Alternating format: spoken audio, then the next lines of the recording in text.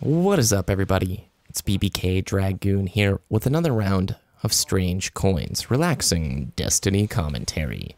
Video is going to be a little bit shorter than usual. I want to talk about emotions today, mainly how emotions can control us, how they can be deadly and dangerous if you react upon them, and how they tie, in at the hip with gaming. People who are competitive gamers know all too well the joy of victory and the anger and disappointment of defeat or losses to what feels unfair. At the front of this, I will say I am going to be using Thorn in these two gameplays. I'm still using Thorn, the Last Word, and the Messenger as my main PvP weapons. I know there's a lot of distaste and anger towards Thorn. I myself, I fall into that bracket. I understand that, or I believe that Thorn is the most powerful PvP weapon in the game. I've talked about this on the channel quite a bit, but a lot of times I feel like you're just handicapping yourself when you don't use it. And I know the emotion is, it's the best weapon in the game. Why would you use it in PvP? Well, a couple of reasons. Number one, I play PvP for the win, and I come from the Halo background. We use the best weapons in the game. Like, you use the tools that are made available to you to win, and just switching weapons doesn't change the fact that 10 out of the 12 players in like every game you're playing in Crucible these days is using a Thorn. And I think the Last Word is a phenomenal weapon, and I've been using it a lot, and I think Messenger is great too, but ultimately I still see Thorn sitting atop that mountain, and I like using it. I play on a 0.2 connection, so enemies see me a lot of times long before I get to see them, and like I said, I play for the win, and weapon tuning is going to happen before the Taken King. That was announced in the weekly update, so it is just a matter of time before this meta changes.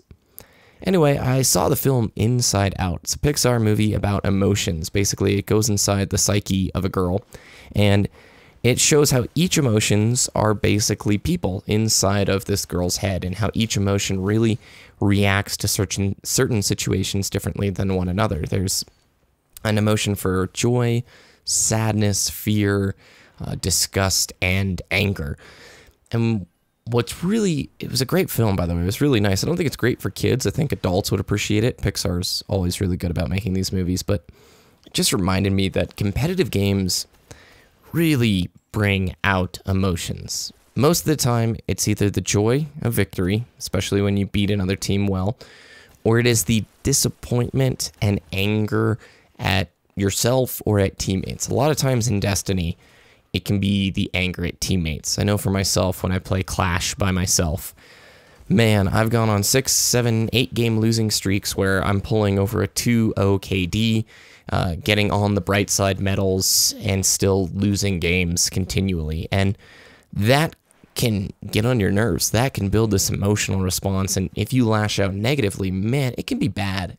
It can just be really bad. And I think the last few weeks with Destiny, people have had these kind of emotions building up for a while, whether it was anger at the price model, whether it was anger at Thorn, and you just had one thing after another: the Taken King price model, the Eurogamer interview, the pricing of the collector's edition items, and the fact that weapon tuning hasn't been mentioned in the weekly update up until, this last week, where they said it is something they're going to be doing before the Taken King releases, which good. It needs to happen. It really does. In order for this community needs that to happen, Bungie, and sooner rather than later is good.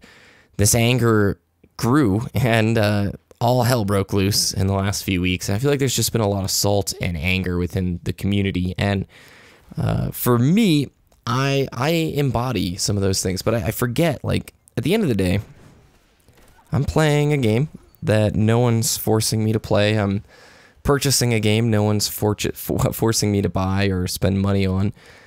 And I've had a really good time with this game. But when I focus on the negative, when I react off of my anger, out of my negative emotions, it's really hard to remember that. It's really hard to, keep track of the fact that this is just it's a fun hobby. It's a fun thing to do with friends, and I like this universe. I don't want to have to, like, step away from it or whatever just because I'm super angry that there's no weapon tuning patch. Because I am. I am pretty frustrated that there hasn't been a weapon tune patch in a long time, or that, Prison of Elders rewards are so out of whack, or it doesn't look like Vault Space. When you begin this laundry list of stuff that you want or stuff that makes you angry, you're playing into those emotions, I guess. And, a few years ago, I played Starcraft 2. I got into Starcraft 2 in about 2011.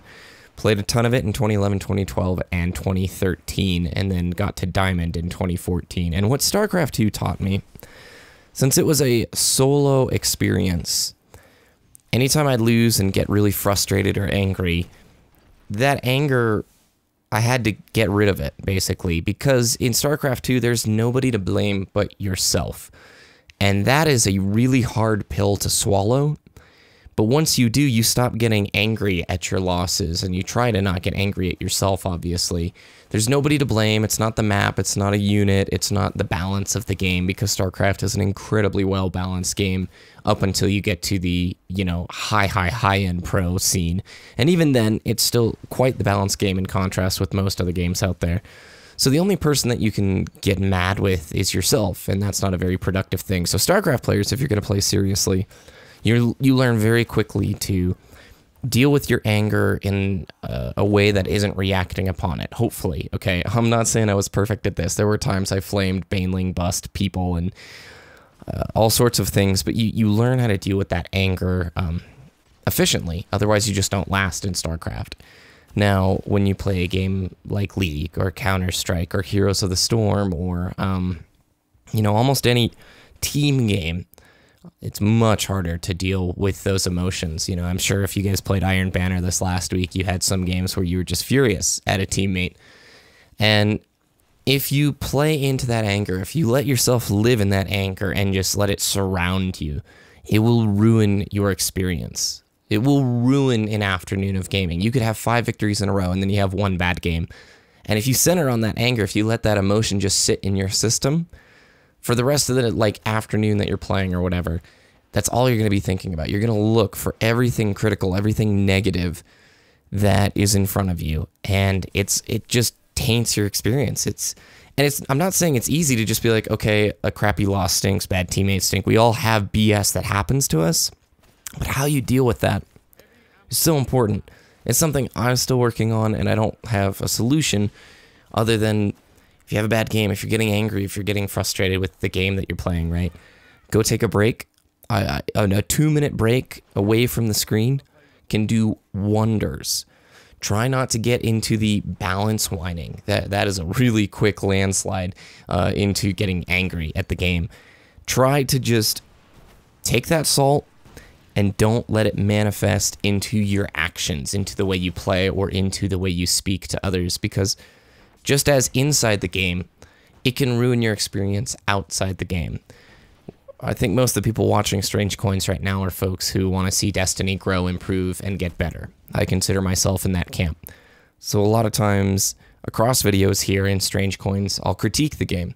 I'll tell you guys things that I want changed or swapped or improved.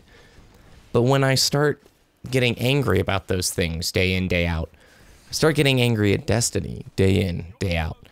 And that's not a healthy place to be, especially when this is supposed to be a very fun activity, something that brings joy to your afternoon rather than a constant reminder of the what if, what it could be. We know that Destiny has a ton of potential, and, the things that I want to see, I mentioned a little bit earlier. A weapon tuning patch that addresses Thorn, the Last Word, and the Fellwinter clone shotguns, one you saw right there. Shotguns should not be able to kill at those ranges, Thorn should have some setback for using it. The Last Word should have a slightly longer kill time. And it's been way too long. It's been over 6 months since patch 111. We as the community want to see that changed. Prison of Elders rewards lackluster. Very easy to improve and fix. And when I center myself around those things, I have a harder time with a more positive Destiny experience. But if I try and take a step back, I'm not getting rid of the emotion. I still have it here, but I'm trying not to react upon it. Maybe this was a really rambly commentary, and if that's the case, I apologize, but it's been on my head. Check out the movie Inside Out if you have yet to. I'd love to hear your thoughts down below. Thanks everybody for watching. I hope you all have a very good rest of your day, and we'll see you next time, Guardians.